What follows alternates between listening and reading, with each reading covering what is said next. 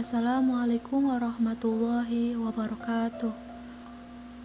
Yang terhormat Bapak Amali ST MSc selaku dosen pengampu mata kuliah kecerdasan buatan serta teman-temanku yang berbahagia.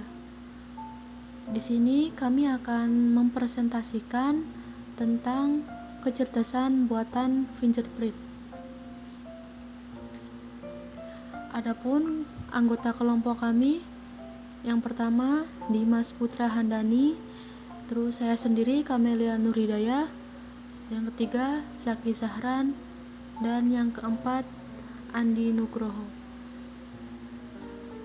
Dan selanjutnya akan dibacakan oleh Zaki Zahran. Sejarah fingerprint. Sebelum mesin absensi fingerprint hadir, absensi manual seperti panggilan dan penggunaan kartu jadi andalan. Namun, dari alat absen untuk memantau kehadiran yang ada sebelumnya, terlihat ada celah kecurangan yang cukup lebar. Hal yang bisa ditutup oleh sidik jari yang sangat unik. Bahkan antar saudara kembar pun sidik jarinya tidak mungkin sama persis.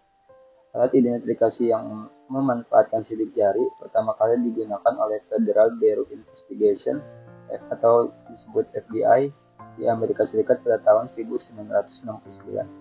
FBI membutuhkan mesin identifikasi untuk berbagai kasus dan penegakan hukum secara umum. Untuk menciptakan alat yang sesuai dengan spesifikasi yang dibutuhkan, FBI bekerja sama dengan Institut Nasional Standar dan Teknologi (NIST). Hingga kemudian teknologi ini dikenal dan digunakan lebih masif. Bukan hanya di Amerika Serikat saja, namun sudah dimanfaatkan secara global. Selain itu, bukan lagi hanya digunakan untuk kepentingan penegakan hukum. Kini bahkan hampir semua perusahaan hingga institusi pendidikan memanfaatkan teknologi ini. Di sini saya akan menjelaskan pengertian dari fingerprint.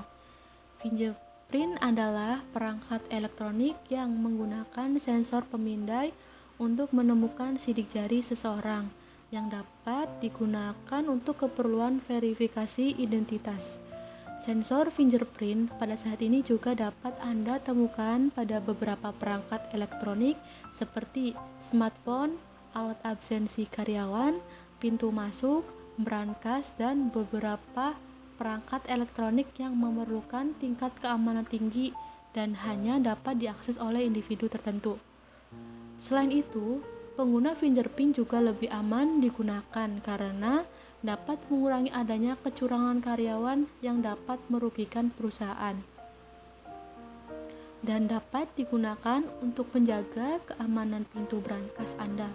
Fingerprint memungkinkan akses pintu brankas Anda hanya dapat dibuka oleh individu tertentu atau bahkan satu orang untuk menjamin keamanan barang-barang di dalamnya. Selanjutnya, fungsi dari fingerprint. Fungsi dari fingerprint pada smartphone. Bagi beberapa pengguna smartphone seperti Apple, Xiaomi, Vivo, dan Oppo pasti sudah tidak asing lagi dengan sensor fingerprint atau yang biasa disebut dengan sensor sidik jari pada smartphone. Biasanya beberapa merek tersebut menyisipkan sensor fingerprint sebagai pengaman data pengguna. Sensor fingerprint ini biasanya terletak pada bagian belakang smartphone dan saat ini mulai berkembang menjadi satu bagian dengan tombol home yang terdapat pada smartphone, sehingga pengguna lebih mudah untuk mengaksesnya. Perlu Anda ketahui juga, smartphone yang menggunakan sensor fingerprint jauh lebih aman dibandingkan menggunakan pola atau kata sandi. Fungsi yang kedua yaitu fingerprint pada absensi karyawan. Sensor fingerprint biasanya juga berfungsi sebagai alat absensi pada karyawan di berbagai perusahaan tertentu. Pengguna sensor fingerprint dinilai tidak dapat dipalsukan dan tidak dapat diwakilkan, sehingga rasa tanggung jawab dan disiplin para karyawan lebih meningkat. Fungsi yang ketiga yaitu fingerprint pada pintu.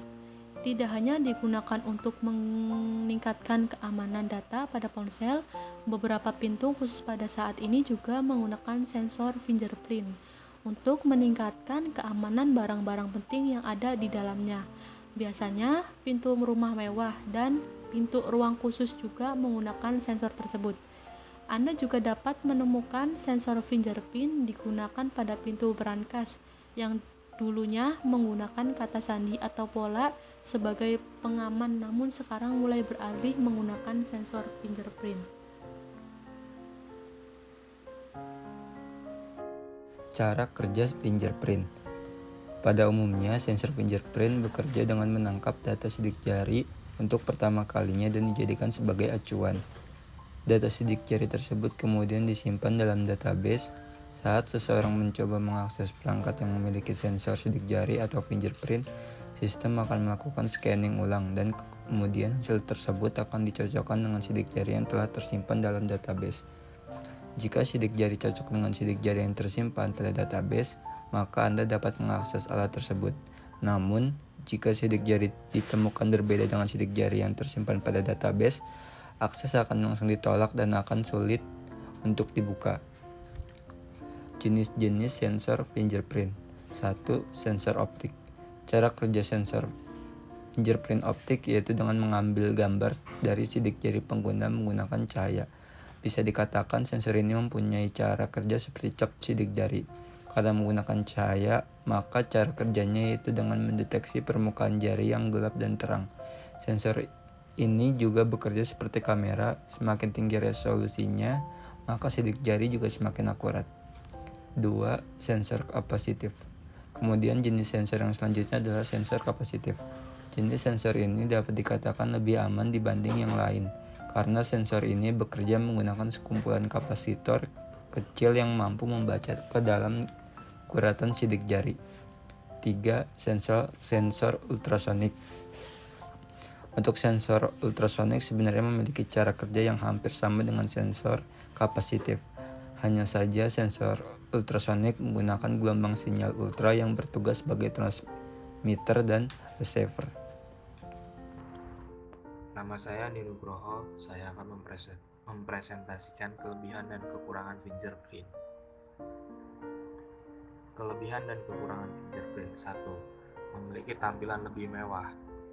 Jika Anda menggunakan ponsel atau smartphone yang telah dilengkapi dengan sensor fingerprint, maka smartphone Anda akan memiliki tampilan yang terkesan lebih mewah dan lebih unggul dibandingkan dengan ponsel yang lain. Hal ini karena banyak pengguna ponsel lain yang belum menggunakan fitur ini dan masih menggunakan kata sandi atau pola untuk menjaga keamanan ponsel mereka. 2. Mudah diingat. Jika Anda menggunakan kata sandi atau pola untuk membuka smartphone, maka Anda harus mengingatnya. Tapi bagaimana jika Anda lupa dengan kata sandi atau pola tersebut, pasti Anda akan mengalami kesulitan untuk membuka ponsel Anda. Namun jika Anda menggunakan sensor fingerprint, Anda cukup menempel sidik jari Anda pada ponsel dan secara otomatis ponsel Anda akan terbuka. 3. Memiliki tingkat keamanan yang tinggi. Tidak semua orang di dunia ini memiliki pola sama pada sidik jarinya. Jika Anda menggunakan sistem keamanan sidik jari, Anda dapat yakin bahwa sistem keamanan tetap terjaga karena hanya Anda yang dapat mengaksesnya. 4. Privasi data menjadi lebih aman.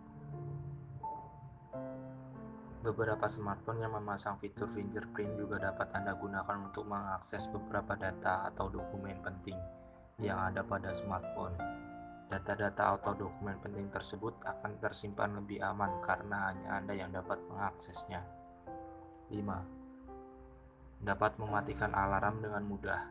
Saat Anda masih mengantuk, tapi alarm di ponsel telah berbunyi, pasti untuk mematikannya, Anda harus mematikan alarm di ponsel dengan mencari tombol terlebih dahulu.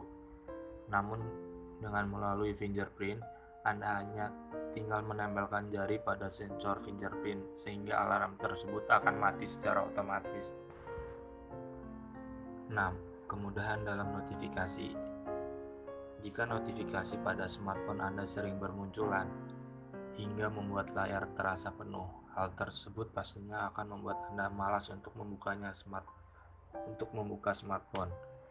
Jika Anda menggunakan sensor fingerprint, cukup gulirkan jari Anda ke bawah. dan ketuk 2 kali, maka notifikasi Anda akan terhapus secara otomatis. 7. Mudah untuk mengambil selfie. Tentu saja, jika Anda penggemar selfie, Anda pasti sering mengalami kesulitan untuk menekan tombol kamera saat mengambil gambar dengan benar. Oleh karena itu, Anda tidak perlu khawatir, karena dengan fitur fingerprint, Anda dapat mengambil foto selfie secara otomatis hanya dengan meletakkan jari Anda di sensor fingerprint. Kekurangan fingerprint memungkinkan adanya duplikasi jari. Sidik jari seseorang memang sangat sulit untuk ditiru atau diduplikasi. Namun bukan tidak mungkin jika sidik jari Anda dapat diduplikasi oleh orang lain. Oleh karena itu, Anda juga perlu berhati-hati karena pada saat ini beberapa cara dapat dilakukan untuk menggandakan sidik jari seseorang. Misalnya, dengan mengambil gambar pola sidik jari orang lain dan mencetaknya dalam resolusi tinggi. 2. Bersifat permanen. Sidik jari yang Anda gunakan pada smartphone Anda secara otomatis akan langsung tersimpan dan tidak dapat diubah atau bersifat permanen. Maka secara otomatis, apabila sidik jari Anda berhasil dicuri atau diduplikasi oleh orang lain yang tak bertanggung jawab, maka orang tersebut akan bebas mengakses semua data yang ada pada smartphone Anda. Sekian presentasi dari kelompok kami. Atas perhatian dan waktunya saya ucapkan terima kasih. Wassalamualaikum warahmatullahi wabarakatuh.